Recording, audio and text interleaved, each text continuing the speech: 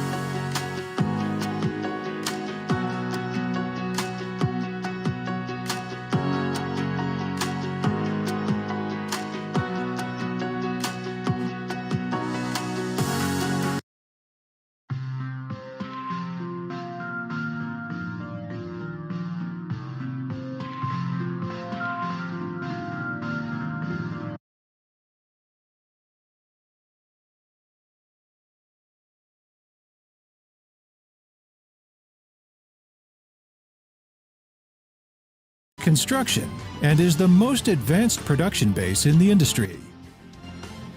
Mayer Smart Factory started construction in March 2018 with a construction area of nearly 70,000 square meters and a total investment of nearly $45 million.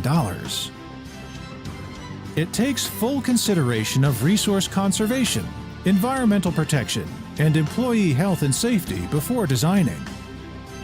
The factory takes a multi-layer framed corridor structure, making full use of natural ventilation and lighting.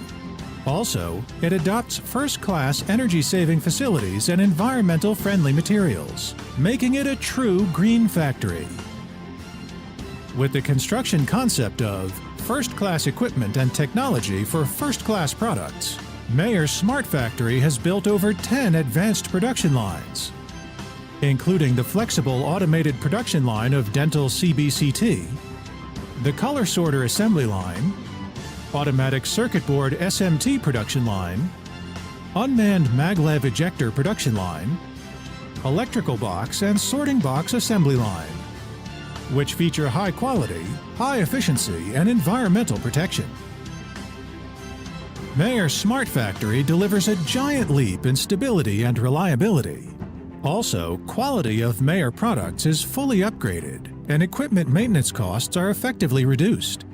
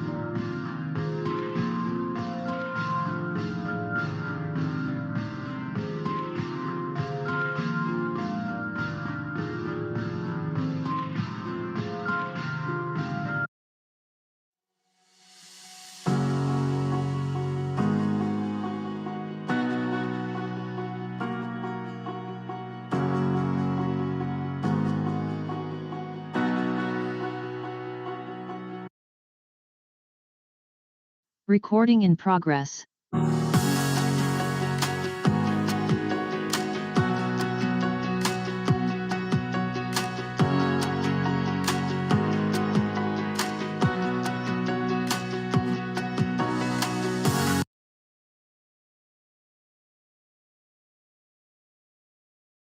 Hello, good morning, good afternoon to everyone, wherever you are.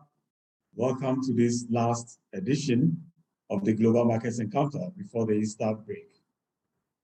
We are coming to you in the English language with simultaneous translations to the French language. So please use the button at the bottom right corner to select the language of your choice.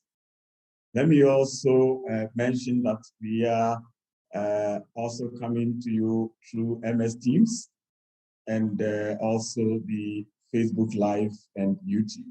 Session is also being recorded so that you know it's going to be available for you to be able to refer to later on.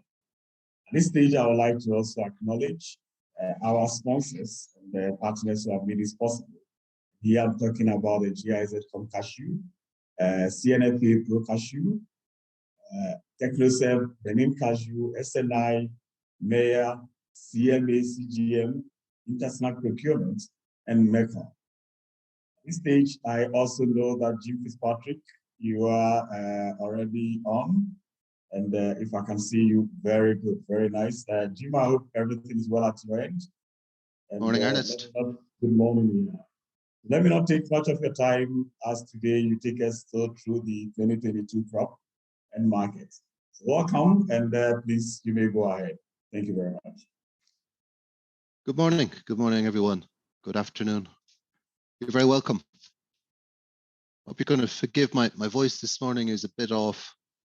I've had this virus. You might have heard of it. It's called COVID-19, and it's not to be recommended. So forgive me if my voice is a bit off from time to time. They tell me it also leads to a thing called... Sorry, Jim. Just go ahead. But we are sorry to hear this. No worries. I'm still here. You can see me. Yeah. Unless maybe that's a video. No, it's not. Anyway, it leads to brain fog, they tell me. My daughter tells me that's nothing new for me, but if from time to time I go a bit off, maybe you'll forgive that for today. All right. So we're going to talk about harvests and production as usual, given that time of year. But secondly, we're going to focus in on demand and consumption. And I think this is particularly relevant because in a time of difficult to explain market movements, particularly the price of kernels, it's interesting to look at demand and have a look at some of the fundamentals behind the factors that should be influencing prices, but perhaps are not influencing prices in the way that they normally would. So we'll start with the look at an update on harvests, and we'll start, as we always do, in Asia, and we'll look at the three big Asian producers, starting with India.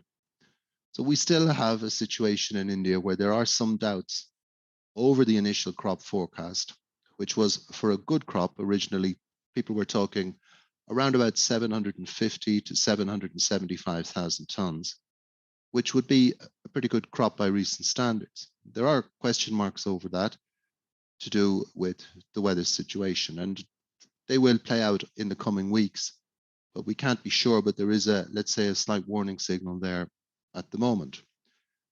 In India, the import situation so far has been quite strong in the early months of the year. We've only January and February figures so far, but this is clearly an indication, as expected, I think, and as some of our Indian guests told us in past weeks, that demand is expected to be strong in India this year, and imports are expected to be strong as a result. So still some question marks on the Indian crop. This will play out over the rest of April and into May. Much more lacking clarity is the position in Cambodia, where we see articles, events, all kinds of information emerging, but we need to try somehow to put this into a context.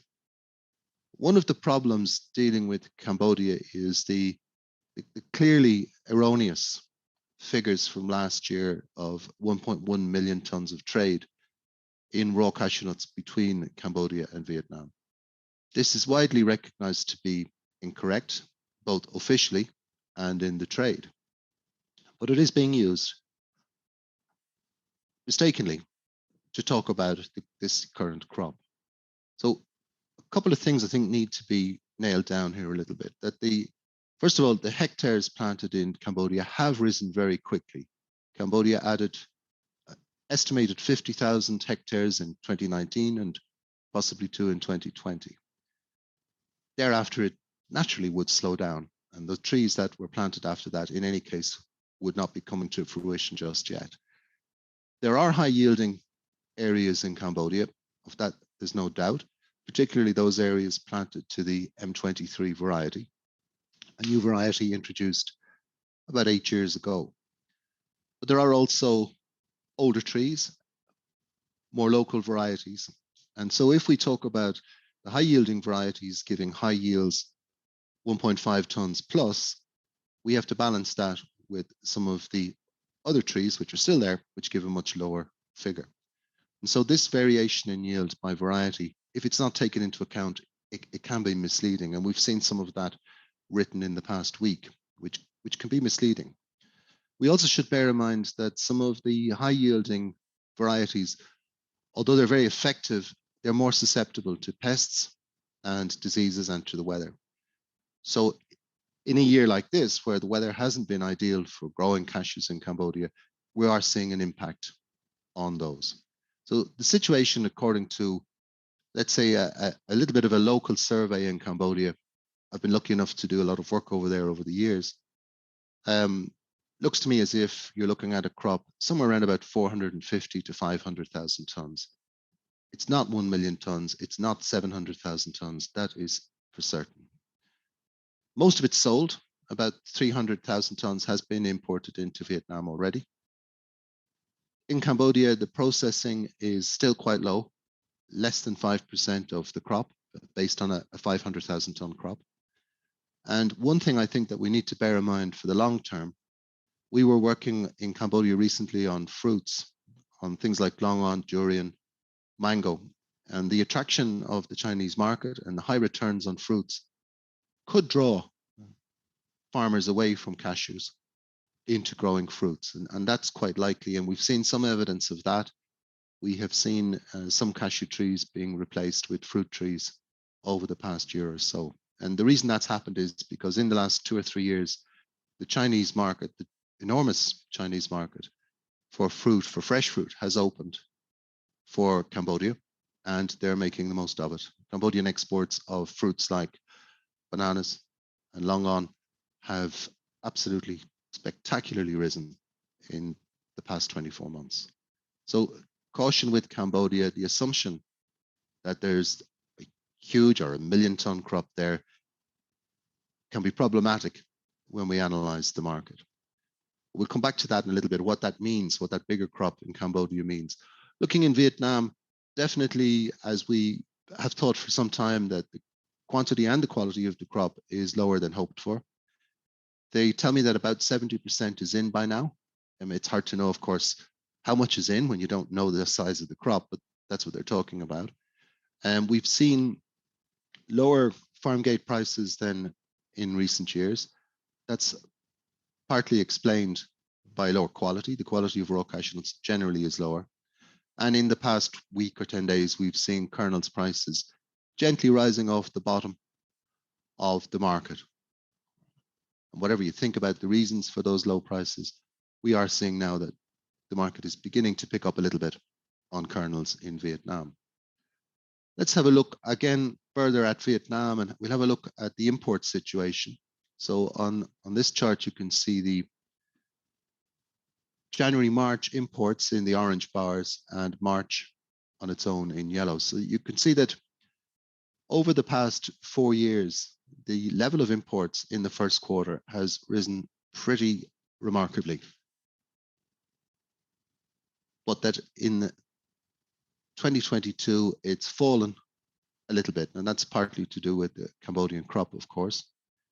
By the way, I've adjusted the 2021 figure downwards to make for a more realistic figure based on the Cambodian crop. As I mentioned earlier, there were some serious errors, and widely accepted that they're errors. It's not me saying this, it's widely accepted that there was errors particularly in the March and April figures in Vietnam last year. And I think they're doing something to rectify that now. But if we look at this, what we're seeing is a rise of Cambodian production.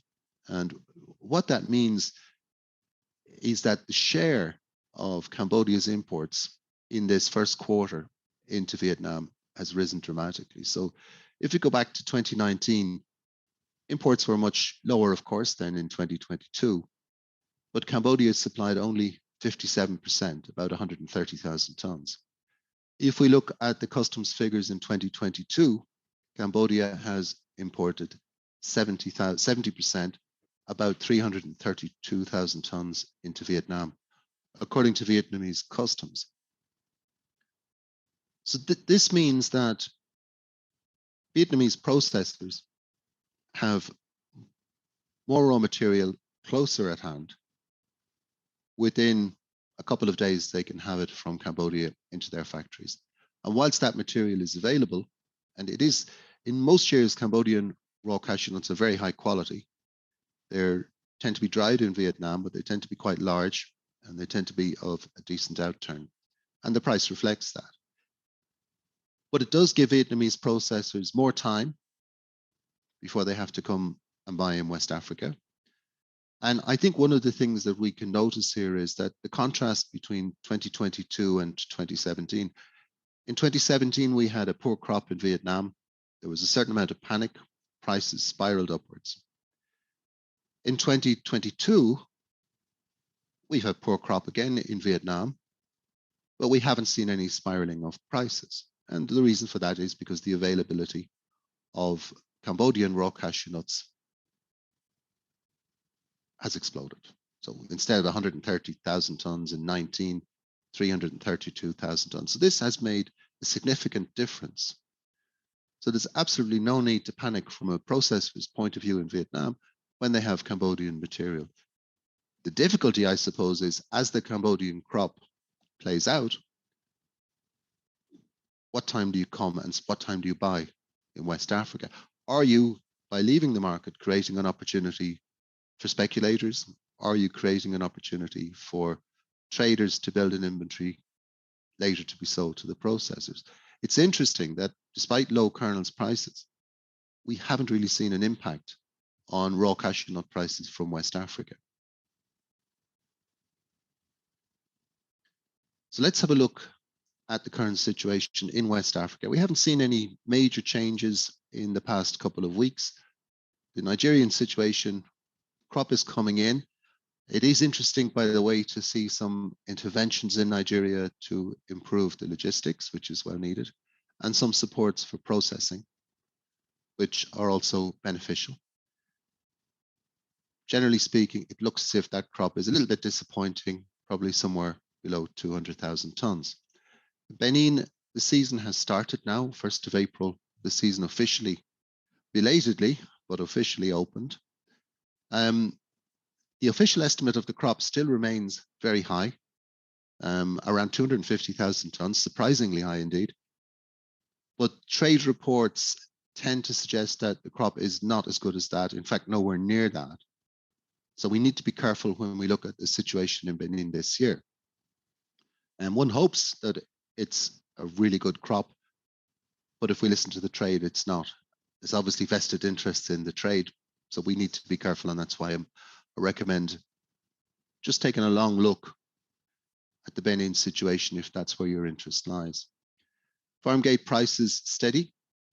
International prices for Benin RCN have risen in the past week or so, a little, probably suggesting some interest from Indian buyers as the season opens up in Benin.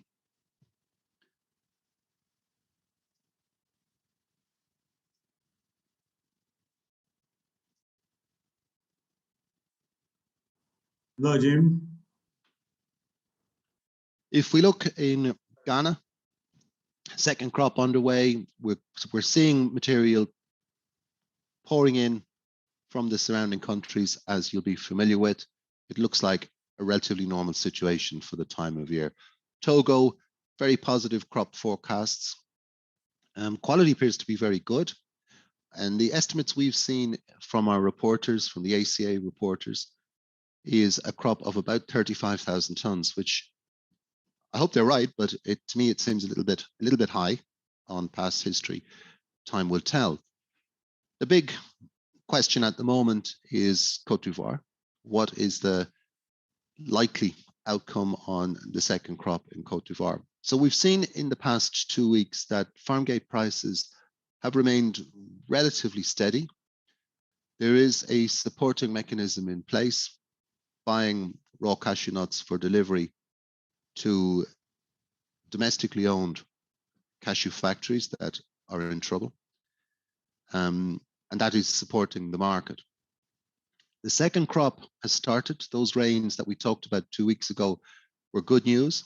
And generally the crop still looks to be good, although there's no certainty on that just yet.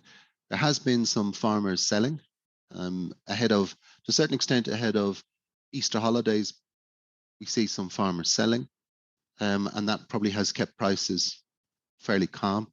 I think farmers are probably happy enough with the prices that they're getting. Processors should be too. Efficient processors should be doing really well, but not all are efficient, of course. And they tell me there's about 400,000 tons harvested. But again, it's a huge country with a huge crop, and the figure may be higher than that by now. But generally speaking, a slightly more optimistic position than we talked about 2 weeks ago. If we look at Burkina, certainly reports are telling us that the problems mentioned a couple of weeks ago are confirmed, that the forecasts for the crop have been reduced. This is again down to the problems of the weather. There are also, sadly, some security concerns in Burkina which may interfere with the collection and assembly of the crop. The farm gate prices have been trading slightly lower. That's as farmers are releasing product for sale. Processors have been active in Burkina. it continues, but there is a question mark over the crop. If we look in Mali, rather similar situation, I think. Farmers did have a little bit of a sell-off as Ramadan arrived, and we probably see some impact of trade embargoes there. We see some impact of a lower crop, again, due to the weather. Elsewhere in Guinea, a good crop coming in, farmers are selling international prices around 1150, 1200 asking price for £46, which looks relatively right compared to other origins. And Guinea-Bissau, it's interesting to note now that the government has increased the duties, or at least the method of calculation tends to increase the duties and the taxes. Minimum farm prices around 375 CFA. So it looks as if, generally speaking, the season will be higher cost in Guinea-Bissau. You're going to have higher export costs, certainly have higher freight. You have reduced access to freight and to sailings. This will all have an impact on costs over the season. In terms of the crop, I'm still told that there is a good deal of optimism, and people are mentioning a crop up as high as 230,000 tons, which we've no way to verify in either of they, but that's the locals' best guess on it right now. And I think that'll be needed as well. But the question will be to what extent the freight situation and the difficulties in export act as a barrier to trade when buyers want to be active and get their shipments out. So generally speaking, not a great deal of change in West Africa. The situation, we'll talk more about Senegal and the Gambia in the coming weeks. Generally, the picture from those two at the moment is relatively positive. So this information is gathered by the African Cashew Alliance, by our contacts and reporters around West Africa. And I would just like to extend my thanks and the thanks of the ACA and its members to those reporters for collecting that information, and ask them to keep up the good work. So let's try and bring that together a little bit. We'll have a look at some market indicators. So I've taken 4 market indicators and just tried to create a picture of how things look at the moment. So the first one is the crops, and if it's a red line going down, it means the news is not good. Orange is no change, and green is it's getting better. So traffic lights. So generally speaking, if we look in Southeast Asia, we see that the crop situation has worsened in the past 2 weeks. In India, it's actually not changed, but there's no more question mark over it right now than there was 2 weeks ago. And the situation in West Africa has improved, mostly because Cote d'Ivoire got those rains and the second flush is coming along quite nicely. If we look at farm gates as an indicator, farm gate prices pretty much unchanged in Southeast Asia and in West Africa. In India, slightly higher, probably reflecting better demand and probably reflecting a little bit more concern on the crop. Third indicator, the international RCN trade. So what we're seeing at the moment on prices is that over the past 2 weeks, and I think it probably started before that, from West Africa, prices have steadied up a little, maybe by as much as $50, maybe even a little bit more than that. We've certainly seen that costs have risen. That's going to be a feature of 2022. Fuel prices reflect onto freight prices. Markets move up. Also in some countries, higher taxes and export duties will also impact costs. And the trade volume has improved a little. We're seeing more trade, but we're not seeing the level of trade that we would have seen at this time last year. If we look at 320 prices, here there's been very little change. West Africa is still trading somewhere between 310 and 325 for 320s FOB. The last price I heard traded was $3.20. The range covers a processor who's got all the food safety in place, who knows how to market, down to a processor who would be less well qualified in both of those respects. And one of the interesting things is that there is a resale market developing where processors who essentially know what they're doing are buying from those who are less expert in marketing and reselling. In Vietnam, the market has steadied up a little bit, still remarkably low prices. And in Brazil, not much change, 320, still around $3.25. So in general, if we try and balance the factors that might force prices up and those that might force prices down, we see on balance over the last 2 weeks some upward pressure. Upward pressure coming from concerns on crops in Asia, the price of raw cashew nuts, a little bit more kernels buying, and overall costs, particularly freight, trucking. But they won't be the only costs that will rise in 2022. Putting more pressure on prices, although I have to say it's very moderate, is the West African crops and the improved situation on West African crops. So all in all, we're not seeing a great deal of change. There is probably, I would say, slightly more bullish feel to the market today than we would have seen 2 weeks ago. So if we look at the situation, we look again, I've picked 4 indicators. So crops, crop forecast remains good. I still think that the world crop will be as good as last year with balancing factors in different countries. But if India is lower, or if that second crop in West Africa doesn't come in as expected, that will change and it could easily hit the lower estimate, maybe even below that if things don't go right. If we look at the processing, we see, and this was something we looked at in detail, I'll just highlight a little last week. So we see that origin pricing, farm gate pricing, in other words, for raw cashew nuts tends to work for processors, either in West Africa or in India, or even in Vietnam, where kernels prices are so low, but that the international RCN prices do not work for processors at the moment. That effectively puts the efficient West African processors at a price advantage over their competitors in Vietnam. And the operative word there is efficient. If you're an efficient West African processor, your cost of processing, yes, it's probably higher than in Vietnam. It's between those two costs of processing and the cost of moving the raw material all the way around the world, more than so West African processors today, if they're efficient, are cost competitive and are achieving higher prices than their competitors in Vietnam.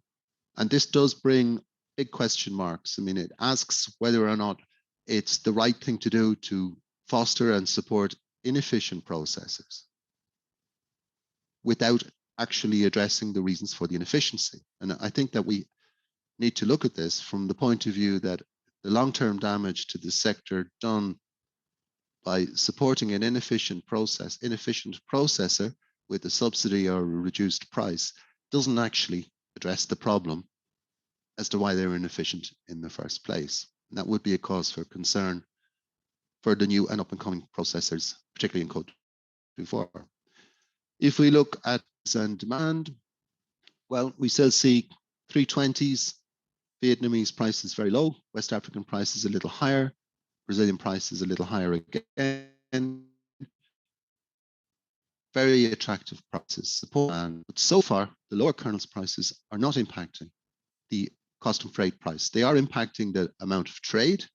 They're impacting the interest of processors, but the prices at this moment seem to be holding quite steady. Indeed, as I was mentioning, they've been rising. Buyers of kernels seem to be waiting the next opportunity. They don't want to, their position at the moment in terms of the cost of product. They don't want to lose out on the low cost product, but they don't see any reason at the moment. Processors in Asia, meantime, or when they sell forward at least, let's say if they make a forward sale based on imported raw cashew nuts, they're selling below cost. And that must give rise to concerns amongst buyers in terms of contract fidelity. Will low price contracts be shipped in the event that the market goes up? And perhaps what we're seeing here is an indicator of a much more fundamental issue with processors, particularly in Vietnam, overreaction to short factors, maybe that actually is an indicator of a much more fundamental issue in those businesses than simply a reaction to the market. It can't be a misunderstanding of the market. They've been around too long for that. And finally, we look at demand, and we're seeing pretty good demand trends as we've reviewed. I think it was 4 weeks ago, we had a look at 2021 demand, and we're going to have a look at it now as well. So demand has been strong, but there is a lot of chat around about the Chinese demand, about the Russian war and the impact of that. And those are some of the things I wanted to have a look at today, which is why we decided to have a look at demand for cashew kernels. So let's start by just reminding ourselves of the overall situation on demand. Which countries, which consumers buy and consume cashew kernels. And when we look at it, we really need to focus on these three large markets. North America, with about 200,000 tons of kernels, about 22% of world consumption. Western Europe, essentially the European Union plus the UK and Switzerland, about 173,000 tons, a little more than that perhaps now, about 19% of world demand, and the largest market in the world, India, with about 33% of world demand. So when we look at those three markets, we see quite centralized demand for cashew nuts. Between the three of them, you're looking at about 74% of world demand. And when we talk about markets like China or like Russia, we need to always think in the context of the size compared to the general situation. Let's have a look at demand. And what I wanted to do was take the four major regions, India, the US, the European Union, and China, and just have a look at how the demand trends have worked out in recent years. So we took three different measures. We took the trend in demand up to 2019, so the 10 years pre-pandemic up to 2019. Then we looked at the 10 years up to last year, the latest figures that we have, for a long-term trend, including the pandemic, and then the 5 years, which is much more heavily influenced by the impact of the pandemic. So what we see is that India up to 2019 growing very strongly, 7.35%, fastest growing market at that time. That was dramatically slowed by the pandemic. And then if you look much more closely in the last 5 years, you see that the growth came to almost nothing. We saw a contraction in demand in India in 2020, to a lesser extent in 2021. In contrast, we look at the US market, where we had a relatively mature market, but still reasonable growth, 2.65%. That accelerated during the pandemic to over 5%. Average for the last 5 years, 3.58%. And the US market's interesting because within that 5-year window, you see a couple of major events. First of all, you see very high prices at the beginning of that period. So go back to the price rallies of 2017 and 2018. And don't forget, in terms of consumption, high prices in 2017 influences consumption in the following year. So you see high prices, then you see the pandemic. And interestingly, 2021, you see the highest rate of growth in imports for more than 20 years, 9.58%. So what we've seen in the US is a market that was growing relatively modestly but steadily has turned into a market that's been growing very quickly. Now, where do we go from there is the next question. EU market's a little bit different. The European market had been growing very strongly and has been really since, I would say, 2013. And so over a 10-year period, we were looking at 6.5% per annum growth. That's accelerated in the early part of the pandemic and then slowed again in the later part. So in all markets, we're seeing a balance between restrictions, which in some markets like India reduced consumption, but in other markets, increased consumption, particularly the US and Western Europe. And we're beginning to see return now toward what might be the pattern that we will see in the coming 5 to 10 years. And a lot of analysts who looked at the food business, it's not many look specifically at cashews, but when they look at the food business and the nut business, that's exactly what they're saying is happening. And the final market, China, appears to be very strong growth throughout, except in the last 3 months. But don't forget that strong growth in China, put it in context. The Chinese market is less than 1/3 the size of the Indian market. It's less than half the size of the US market. It's around about 55% of the European market. So fast growth is interesting, but it's not definitive in terms of the direction of demand. So what can we expect next in these markets? Well, I think what we're going to see in India is a return to growth. I think there is a kind of a pent-up demand in India. People are predicting there will be more marriages this year because those were restricted in the past 2 years, and more general ceremonies and family events. Cashews are consumed at those. We're seeing high almond prices, and in India, particularly in North India, cashews compete with almonds. Almond prices are high now. That may offer some support for cashew nuts. And in general, we're seeing predictions over the last week or so of continued good economic growth in India. India is on the wrong side of oil prices, of course, but generally predictions seem to be good for the Indian economy over the coming years. So we think that demand in India will return to growth, and possibly to the level of growth that we saw before the pandemic, up around 7%. Now, if you think about it, 7% growth on 300,000 tons, this is serious. You really are looking at adding some quite significant demand into the market every year. In the US market, I think that lower prices over the past year, really certainly since October into this year, will continue to stimulate demand growth. We are seeing, I think, a slightly different dynamic in the US market. Over the past maybe 5 to 10 years, what's happened is that nuts have moved, they've shifted in the generations, and it's become a food that is much more popular with younger people. At one time, cashew nuts were regarded as a snack for the more affluent, older people. That's completely changed. And you can see that in the variety of products offered now.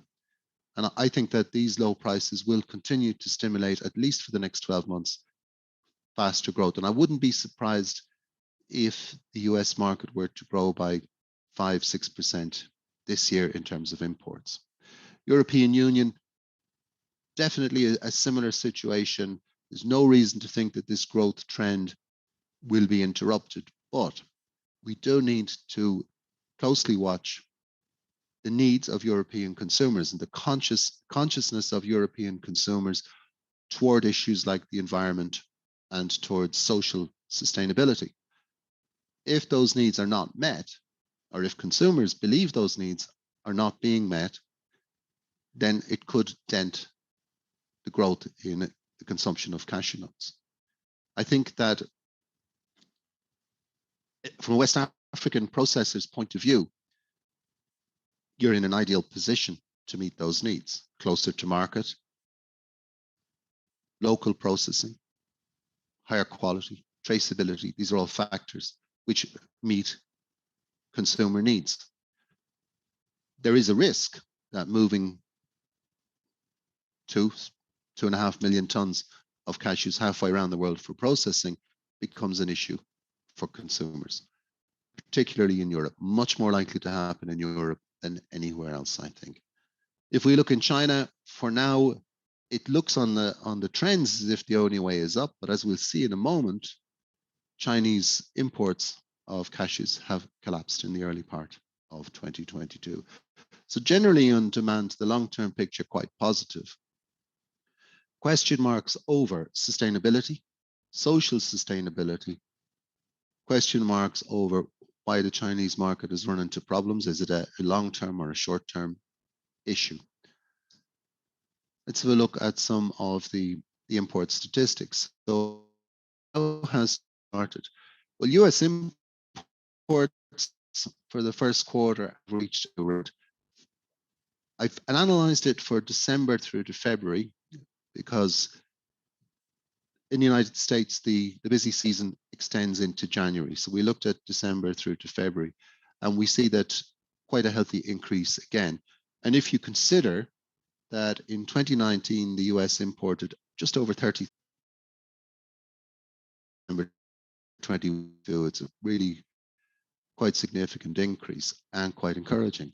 Look in Europe, and we see we've only got January figures so far for Europe, except for the UK. And so in Europe, we're seeing the Netherlands imports up. The Netherlands is the main point of import for redistribution. Germany, strong increase in imports.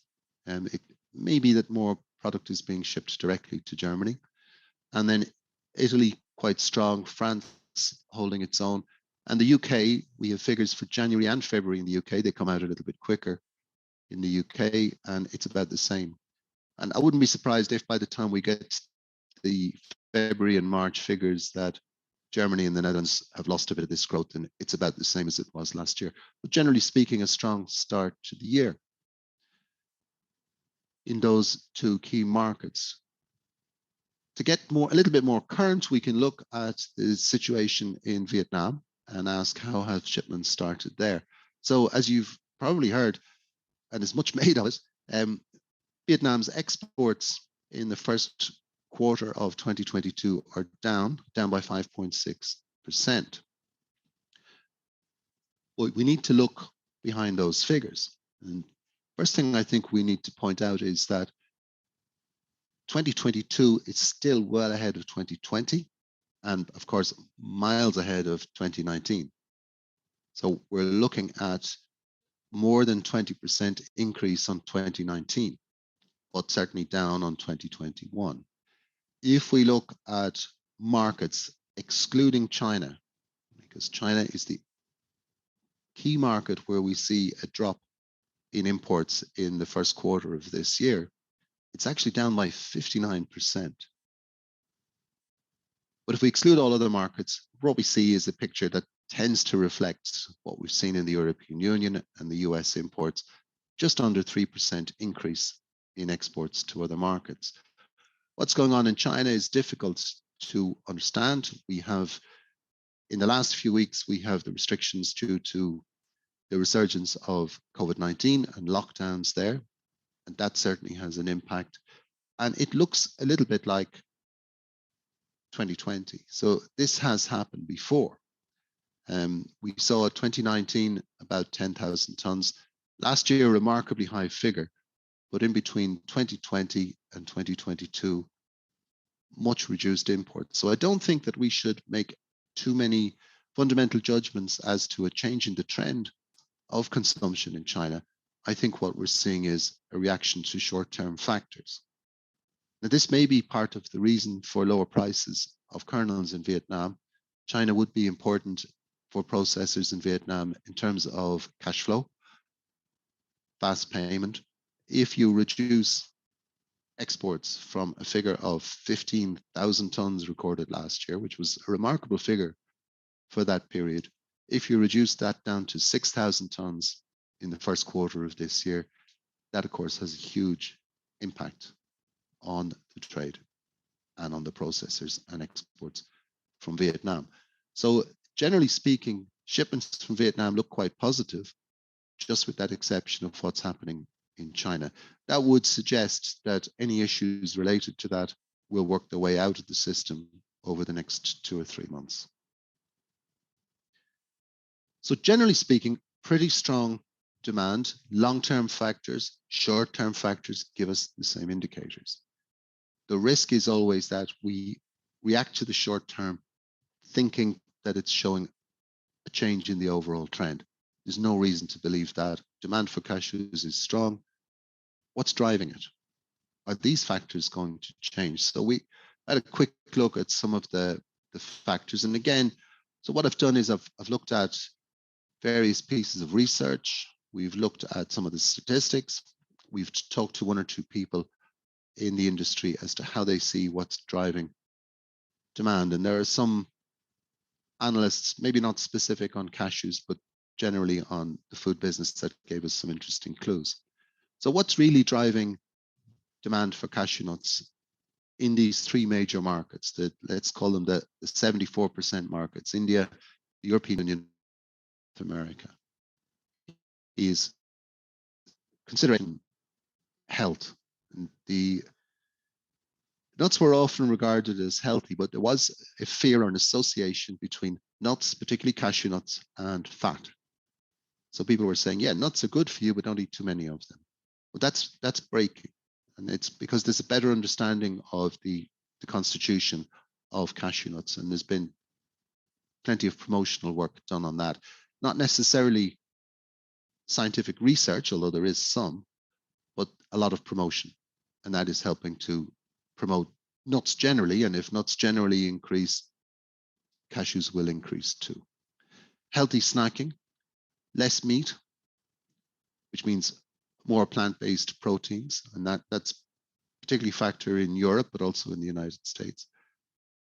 And one of the interesting factors here is that when people eat less meat, they need to eat either alternative sources of protein, or they need to eat meat substitutes, which are becoming more popular. But something needs to give those flavor, and nuts, that's an opportunity for nuts. Other factors, convenience, taste, and these healthy choices. So people are looking for foods that have healthy associations. Products like ginger, turmeric, and nuts generally have now got this association as being a healthy choice. And that is definitely boosting consumption of these products. These are the big factor, what I call the big picture factors. And then we look at certain things that I think, I'm going to call them boosters. They're opportunities. They're reasons why people might look at cashew nuts, and particularly why they might look at African cashew nut kernels. And these are, at the moment, what I call not the real drivers, but boosters, things that are accelerating growth or creating opportunity. Climate change, telling the story behind the product. The fact that now consumers are prepared to pay for sustainable products. The examples of organic or biofoods, where they pay premiums for products that they regard as sustainable, is a clear example, and it's growing really quickly. More and more important that workers and also growers are treated fairly. Supermarkets and their customers want to know about this. This idea of social sustainability. This is becoming more and more important.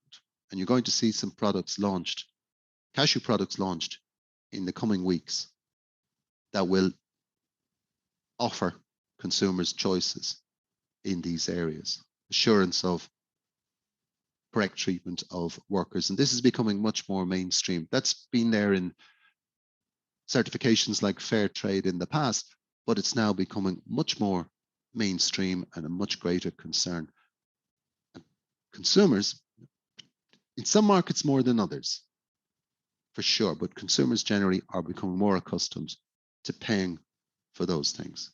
And you'll commonly hear people talk about the greatest challenge facing us all is climate change. So the situation for cashew nuts looks quite positive when you look at the factors that are driving demand. And if African cashew processors and growers and governments are prepared to look at these factors, you can see where to place your product in terms of playing into these factors, particularly these boosters, climate change, social sustainability. And there are lots of mechanisms now to formalize qualifications for businesses within those factors. But there are also some dark clouds on the horizon, and let's look at those. And these tend to be more short-term factors. So we see a lot of talk about inflation. We see talk about how a recession might impact the demand. And we even see on some of these chats, we see some talk about how the Russian invasion of Ukraine will impact cashew demand. These are relatively short-term factors. So we just did a quick look. We had a look at 3 recessions in Europe over the past 20 years or so. And we had the dot-com, a kind of a short-lived mini recession. We had the so-called Great Recession during the financial crisis, 2008, 9, and into 10. And the pandemic, of course. And generally speaking, when we look at these, and you look at European Union imports over the period, it's been a pretty strong trend. During the Great Recession, there was a little downturn in 2010, but a relatively rapid recovery after that. So demand has proven resilient in past recessions. The demand has particularly proven resilient in periods of price stability. So you can see that from 2011, after the big price rise in 2011, prices then stabilized and we started to see really positive moves. So stability of prices is an important factor. In fact, the only other time we saw a downturn was during price instability in 2017, when prices, as you will recall, I'm sure, went sky high, 320s, headed up toward $5 at one stage. But in general, demand has proven resilient in past recessions. A similar analysis for the US market would show a similar result. Secondly, food price inflation has been around before the war. It's been impacting grains, and because grains are often feed, it's been impacting meat. It's been impacting fruit. Eastern Europe is a major source of fruit, particularly for Western Europe. But it hasn't impacted nuts so far. Nuts are still moving on the fundamentals. The third factor is that costs are rising. Can't get away from that. We've talked about that, oil prices and generally other costs too. So in fact, when we look at the situation and we look at how food price inflation is impacting a whole range of foods, it could actually mean that nuts generally might even look more attractive. So the food price inflation could in the end turn out to be something that nuts follow rather than something which negatively impacts on demand. I think also that we shouldn't get this picture, a very old-fashioned picture of the demand for nuts in general and cashew nuts in particular, is that it's something bought by rich people as a treat, that it's only bought with the extra money. That's really changed quite a lot. So that it's much more likely that people put nuts into their food basket, that they find them widely sold in discount supermarkets, widely sold at attractive prices, and that people understand that a lot better than they might have done in the past. So, but there still is a concern that the recession and the war, the combination of the two, could make damage to general demand of nuts. But I'd look at that a little bit differently. I actually think that this current situation, at a time when people are highly conscious of the impact of climate change and the impact of social sustainability, I think that it might even make consumers more health and more environmentally conscious. And if it does that, it will tend to accelerate the trends that we've talked about that are driving the demand for edible nuts. In cashews, we haven't as an industry been particularly good at taking advantage of those factors. The demand for cashews, particularly in the Western countries, has tended to be pulled along with the promotion of almonds and other nuts. If we start to promote cashew nuts, particularly African cashew nuts, as a sustainable, healthy, good tasting product, we could see remarkable results. So in summary, I don't think that the current situation, the war as it stands in Eastern Europe, in Ukraine, a limited war, inflation as it stands, is likely to damage demand, and probably that the underlying trends in the demand for cashew nuts will lead to continued growth, particularly as prices currently are so low. So looking at the outlook, it may be that the buying opportunity for raw cashew nuts, the really good buying opportunity for raw cashew nuts and kernels, is beginning to close. We're beginning to see the end of the very cheap prices. We think that businesses will remain cautious in the circumstances, the political and economic circumstances, but that consumer trends, positive consumer trends towards nuts, may actually accelerate. Demand, as I think we've seen from the figures, is not the problem. So low cashew kernel prices in Vietnam are not due to demand. There is good demand out there. Shipments are evidence of that. Other factors, the second crop in Cote d'Ivoire is essential. It's essential for price stability, that's a good crop. Unfortunately, that's the way it looks right now. I think that low prices in Vietnam, they're not really an indicator of weak fundamentals in the cashew nut market. I think what they may be is much more an indicator of deep-seated problems in the structure and organization of processing in Vietnam, and particularly the dependence on imported raw cashew nuts. And finally, over the next 2 weeks, keep an eye on the Indian crop situation. It'll be updated in the ACA publications, the splits and the W450, but keep a good eye on that situation, because if there is a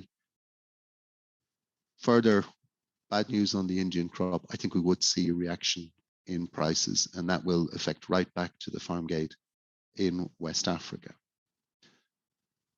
So that's the outlook as we see it for the moment. Thanks very much for listening. I'll pass you back to Ernest.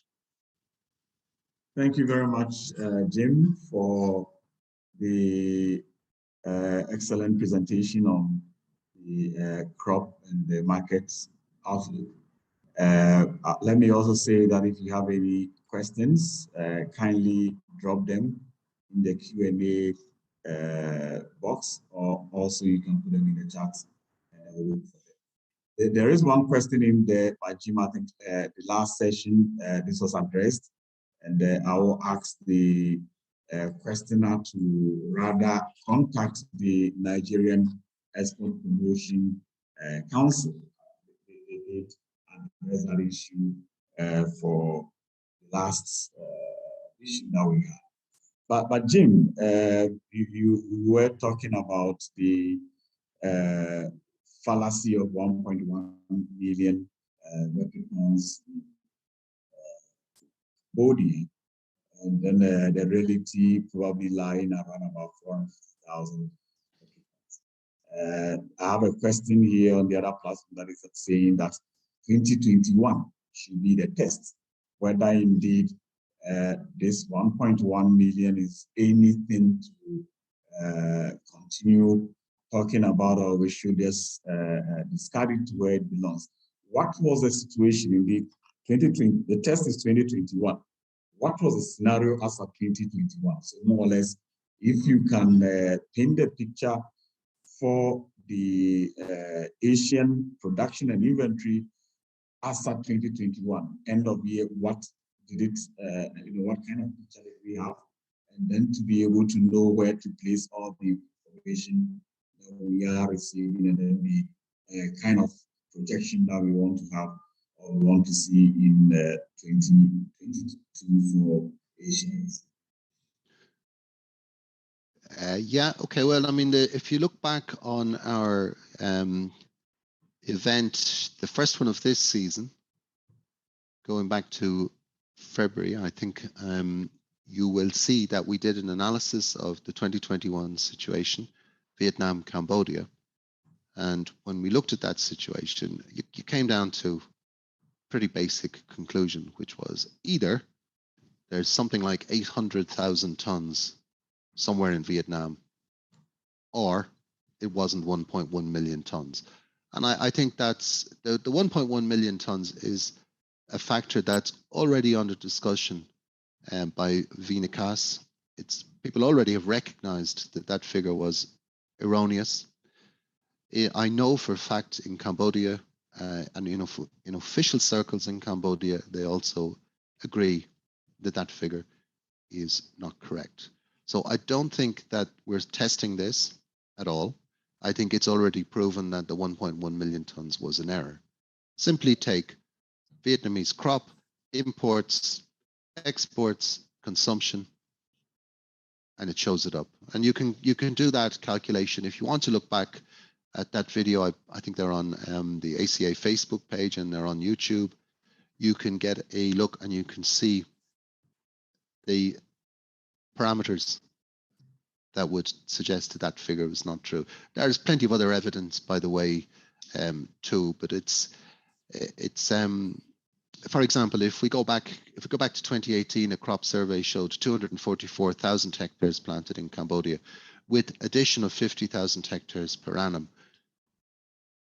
There's no yield factor anywhere in the world in cashews that suggests that the production from that could be 1 million tons a few years later. It's just not possible. So there's an error there, and I think it's proven. And again, as the season goes on, perhaps we'll have another look at that. I don't want to keep getting into it. The reason I brought it up this week was because it was again mentioned on a webinar, and it's just an error. And I know that will be correct. The final figures come out for Vietnamese imports for last year. I'm sure those figures will be corrected and they'll look more realistic. That'll probably be sometime at the end of this month. It's normally about a year later when the final figures come out. Gathering these statistics is obviously a huge job, and then correcting them even bigger. Ernest. All right, thank you very much, Jim. I think this question relates to the market indicators, where you have summed up the picture very nicely. I think it's also showing now. And you had talked about some kind of an imbalance in there. And the question is, what should amount to a balance? And is a balance really needed in the market? And really, in terms of the past, whenever there has been a balance, what has the situation been like? Question more or less is, do we really need a balance if you look at the way Okay, well, do we need a balance? No, it's a market. So we don't need a balance. Would we like a balance? In a way we would, because price stability is very good for business, for everyone's business. Volatility is just simply not something that's healthy.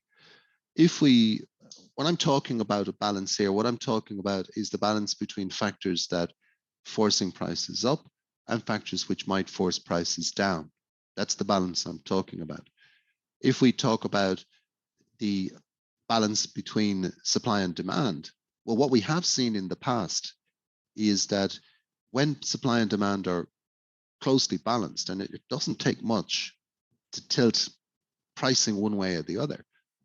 For example, in 2017, if you look back and look at the balance between supply and demand, you don't find that there is a huge shortage of cashew nuts in that year. No one ran out of cashew nuts that year, but prices moved up by more than 35%. So balance is one thing, fundamentals is one thing, but on the other side of that, you have market sentiment, high levels of speculation, lack of good market information, which causes people in the market to do things that maybe they otherwise wouldn't do. Some people get a chance to take advantage of that, to make some money out of it. So a balance is about, it's two aspects. So one side I'm talking about, let's look at these different factors that can impact the market at the moment. And then the second balance is the balance between supply and demand. The balance between supply and demand a balanced supply and demand situation in cashews, because we really only know that maybe 6 or 8 months after the event, has very little impact. Much more impact is the sentiment in the market. So that's why I was saying earlier, if you go back to 2017, small crop in Cambodia at that time, they were harvesting about 220,000 tons a year at that moment. Vietnamese processors looked at it and thought, we don't have a great crop. We're going to get the Cambodian material, but we better get going in West Africa. And they did. Market went up. The rest is history. This year, they have, again, a small crop in Vietnam, but they have Cambodia beside them, possibly 450, 500,000 tons. Now that could add 2.5 months of processing over the period. And that's a big difference. It gives time.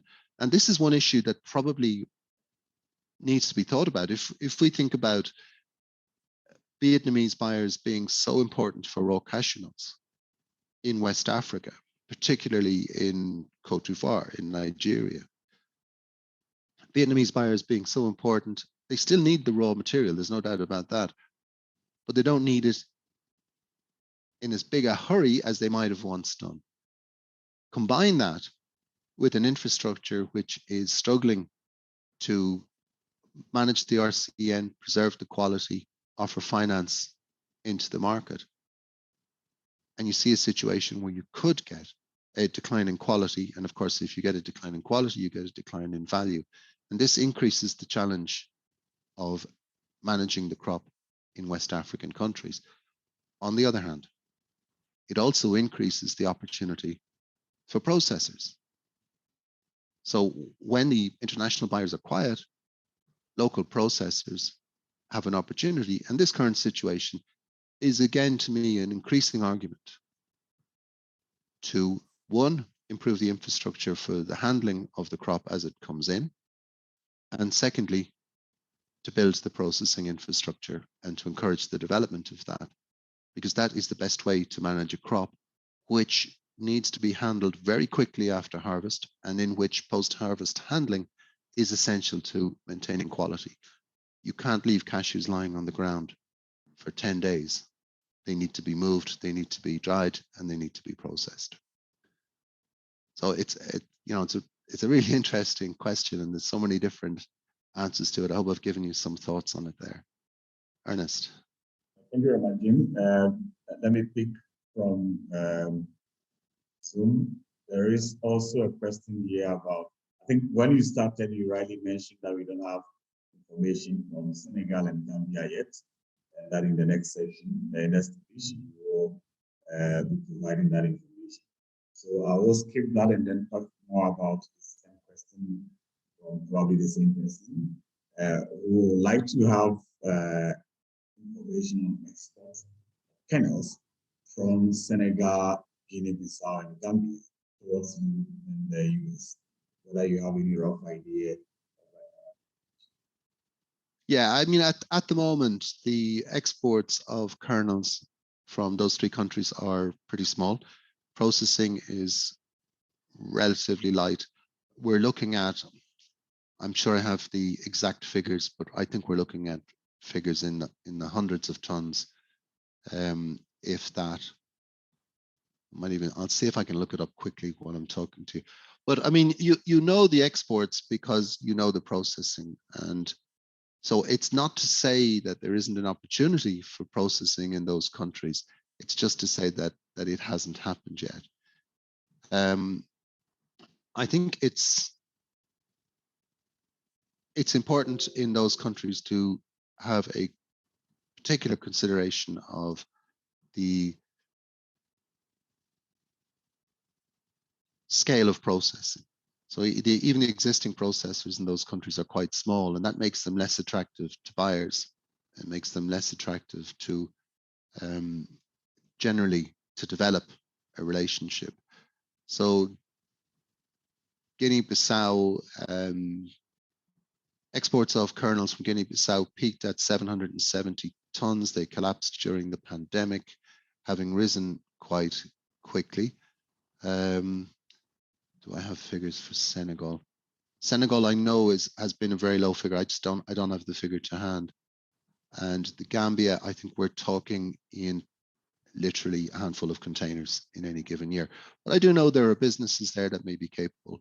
And perhaps those smaller businesses might consider looking at adding higher levels of value rather than trying to compete on bulk container loads of cashew kernels. We will have a look at that region in detail in a couple of weeks as the harvest there starts to come on. All right, thank you very much. Yeah, thank you very much, Jim. Now let us move into the cashew kernel demand growth in major markets. And then you had made a statement about China, saying that the reactions, whatever is happening with China is more reactions to short-term factors. So I have a question here. Can we know what these short-term factors are and track them over the next editions of the, I'm sure, the Global Market Encounter? Whether we can begin to, because it looks more like, if you look at the 5-year average, it is showing that in China, compared to the 10-year average, the growth in China has not been as the process is happening in the other regions. So more or less, it's more an issue is of importance to our listeners, and we want to know what these short-term factors are and whether we can track them over the next few. So there's the growth chart on the screen, and you can see in the 10 years up to 2019, you're looking at just over 7% growth in the Chinese market. Most of that quite recent, actually. You're looking at the 10 years to 2021, almost 9% growth. So we have seen very fast growth. Now, there's a couple of factors that need to be mentioned in here. First of all, the recording of trade Vietnam-China border in the past 10 years has not always been accurate. There's been a certain amount of informal trade in the past that has been changed, so that the level of growth might be slightly exaggerated period. There's no way to track informal trade, and China was never a market that we could extrapolate that calculation. That's one factor. The second factor is the immediate short-term impact of COVID-19 lockdowns, as they're called, unfortunately, in some Chinese cities. That's bound to have an impact on distribution, and also some difficulties in cross-border trade between Vietnam and China, with situations where vehicles, containers, and so on are waiting. So these are the short-term factors that impact demand. But I think also we had a look at the volatility. Let's have a look at that. We had a look at the volatility of trade between China and Vietnam. So going back to the first quarter of 2019, 10,000 tons, and that collapsed during the initial stages of the pandemic in China during the first quarter of 2020. After that, interestingly, in 2020, demand did recover, and the monthly imports went back to something that was relatively normal in 2020. That could also happen in 2022. So short-term factors, difficulties in cross-border trade, difficulties with lockdowns and COVID-19 undermining buyer confidence and buyer activity in the market. And when that happens at a crucial period in the run-up to the Chinese New Year, naturally, you're going to get an impact. Ernest. I have another question here. It looks like we have currently for the WW320, the price differential is about $30 cents, and you are indicating that that could be still something in terms of transportation costs, or something that transportation costs would account for. Have you looked at the transport cost over maybe the last 3, 4, 5 years to see whether the price, the kernel prices for IVC compared to Vietnam, whether that kind of transport cost is really within the range of the $30. And again, whether there is some kind of an advantage there for IVC in terms of the rising transport costs, or the transport costs are really in the minimum. So if we look at transport costs on cashews, up to 2020, the overall level of cost of transportation of a 20-foot container was so low that it was hardly a factor in the discussion. You know, we're looking at prices as low as $600–700 a ton to move a container from Asia to Western Europe. One element, the price being paid in West Africa is definitely freight. Now, that has narrowed somewhat in the last couple of months because freight rates have moderated a little bit in Asia, or from Asia, and freight rates in West Africa have gone up. So I think we're going to see increases in freight rates from West Africa, but still, there is a freight advantage in buying in West Africa, also in East Africa, for shipment if you're going west, particularly if you're going to North America or if you're going to Europe. But this is not the only factor. It would be a mistake to think that the premium price being paid either in Brazil or in West Africa for cashew kernels at the moment is just about freight. It's not. Freight's an element, but also factors like voyage time, reliability, quality of the product.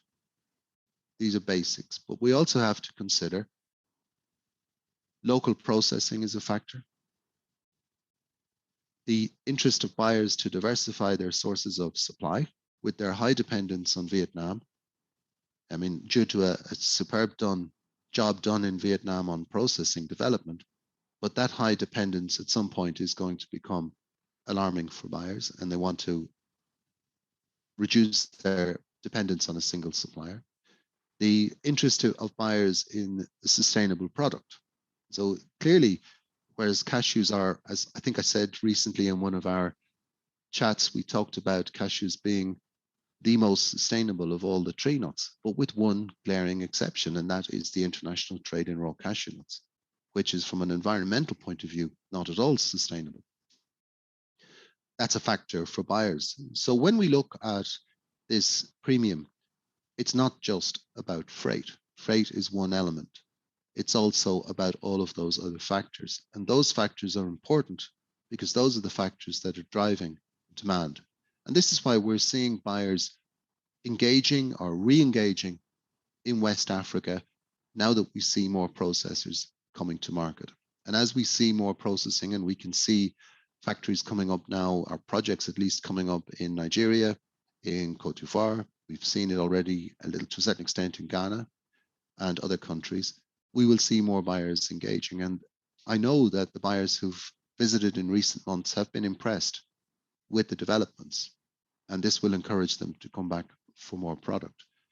So it is not the thing in Africa now that would not change buyers' outlook.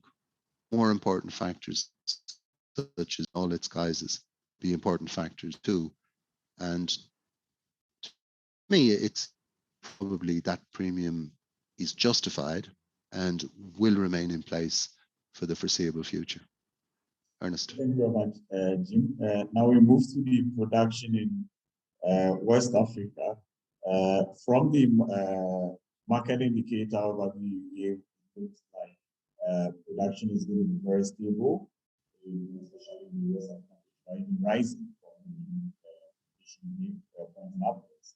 And the issue is that Burkina Faso, we have some problems mentioned there, Mali, Guinea-Bissau, and then the next question then is more on Cote d'Ivoire. You are recording about 400,000 metric tons at this stage. So looking at the entire picture of West Africa and also the production for, or whatever has been achieved so far, 400,000 metric tons for Cote d'Ivoire, does it look positive that we reached levels of 2021 in terms of Ernest, I lost the very end of your question there. So looking at the issues where we are not even sure of the crop, Nigeria, Burkina Faso, Mali, and then also a bit of issues with some of the other countries. The questioner wants to know if you have the level of production or whatever has been purchased so far, 400,000 metric tons, Cote d'Ivoire. Compared to the situation last year, are we on course to sustain the level of raw cashew nut production in West Africa this year? Will it go up? Will it come down? Looking at what is playing out in the other countries and looking at the fact that we have about 400,000 metric tons this time of the year. I would say that we're probably a little bit behind last year, generally speaking, in terms of where we are by the middle of April. I think that I'm hopeful and I expect the Cote d'Ivoire crop will meet the forecast, but certainly Nigeria will be reduced. The Nigerian crop had a slow start, but it seems to be getting going now, and buying is going quite well. Local processors more active this year. What is coming to the fore, and maybe this is something we need to bear in mind as Guinea-Bissau comes online, is that logistical problems in Nigeria have, again, and this is not the first time, they're there getting in the way of efficient export. The question marks, if we talk about question mark countries at the moment, the question marks would be over what the situation in Benin is. Question marks would be over how well will Guinea-Bissau cope with maybe a single line for export shipments and maybe a good crop, but a difficulty in the management of that crop. And questions as to the crop in Mali and Burkina Faso and the impact of the weather on those. So we're only going to know the answers to those questions over the coming weeks. But if we were to take it snapshot year for year, we're probably a little bit behind where we were this time last year. So we have a question which takes us more into local consumption. It's referring to Ghana, but I believe it's also for the rest of Africa. How do we really promote local consumption in Africa? Any ideas you have for some of the other countries from Europe in terms of how to we've talked about the health, promoting the health benefits, but then again, how do we here in West Africa generally promoting that? I think that if we look at the competitive advantages of West African cashew nuts, and I mean, I think we could also say these things about cashew nut countries too. But if we look at the factors that make them competitive, they're directly in line with the major trends in the market, those things that I call the booster factors. So there's no doubt that processing close to where the product grows is more sustainable. There's no doubt that the growers of that product are more likely to be more fairly rewarded by a local processor than by a processor that's 15,000 kilometers away. There's a much greater chance that the product comes to market in a fresher, tastier condition as a single origin processed product than as a mix of all kinds of origins, which may or may not reach the market 6, 7, 8 months after it's been harvested. And if we look at the current situation, when we look at some of the roadblocks in the RCN trade, there are probably cashew nuts which are being shelled in these weeks that were harvested 18 months ago. They can still be harvested, but they're not the same product as a freshly processed product. So I think in terms of the arguments on sustainability, on the carbon footprint in the industry, is a very strong argument in promoting West. It can give a competitive advantage, but it doesn't mean that inefficient systems, inefficient processors will thrive. And I think we have to also consider that efficiency in the process, cost competitiveness particularly, but also efficiency in food safety are important factors. So many buyers may not know African cashew nuts. Many buyers who've been buying cashew nuts for a long time may not have even visited African producing countries, even though those countries are major producers of the product. And that awareness needs to be built. Organizations like the African Cashew Alliance has a key role to play in that. It seems to me that one of the other aspects that we need to look at is the consistency across the industry. Even today, we look at processors, new generation processors, large processors. Standards across the board are very different. And whether or not you think African cashews are really good depends on your supplier.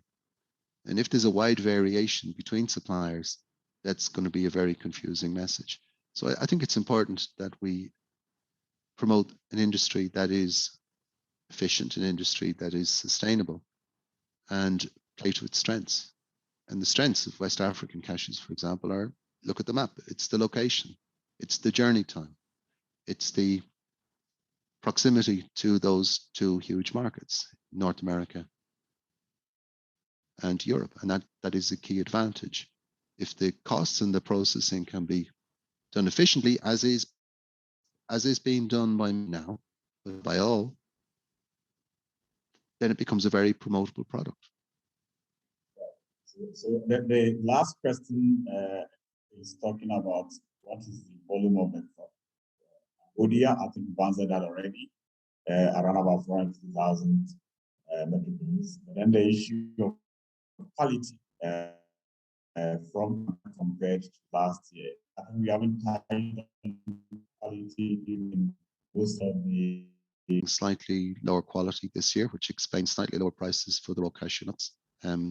I would say in general terms, the quality of cashews from Cambodia has been very good. When you see Cambodian kernels, there's not an awful lot of processing in Cambodia, but the kernels are large. They are lovely taste. We have some really good samples here of flavored cashews from Cambodia, and I'd be very, very encouraged over the long term. But this year, definitely due to the weather, not only is the volume lower than expected, but the quality is probably a little bit lower than expected, and that is reflected in the price of the raw cashew nuts in Cambodia.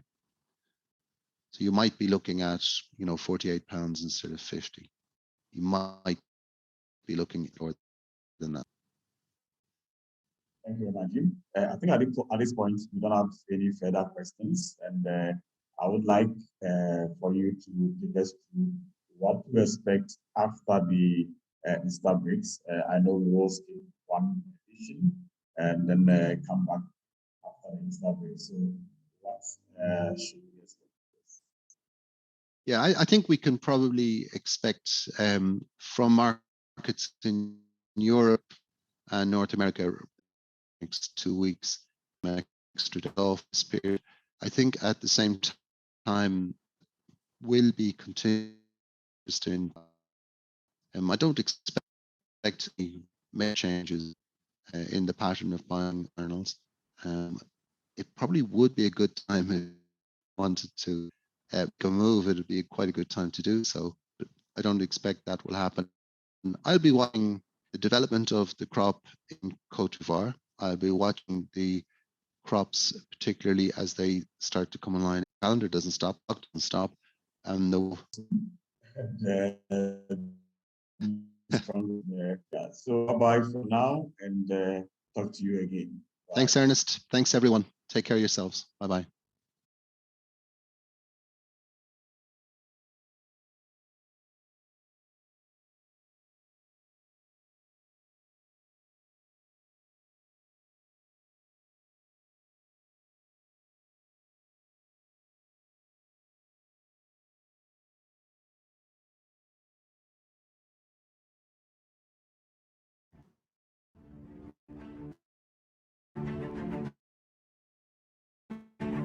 When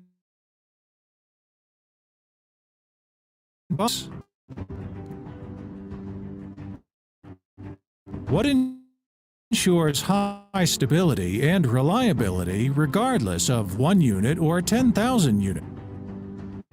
Quality is all.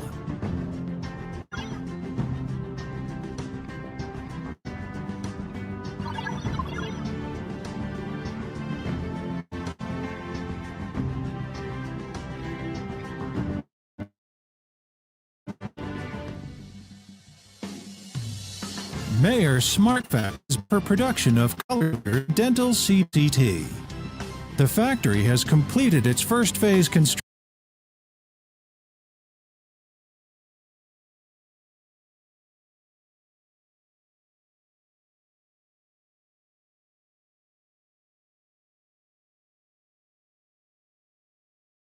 Recording stopped.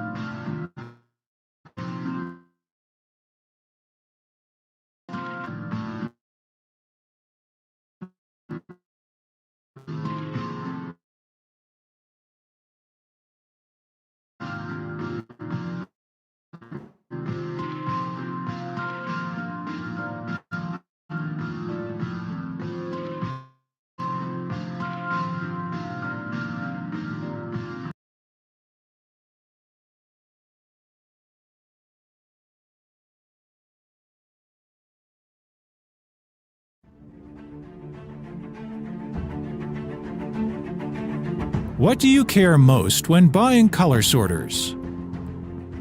What makes better sorting performance? What ensures high stability and reliability regardless of 1 unit or 10,000 units? Quality is all.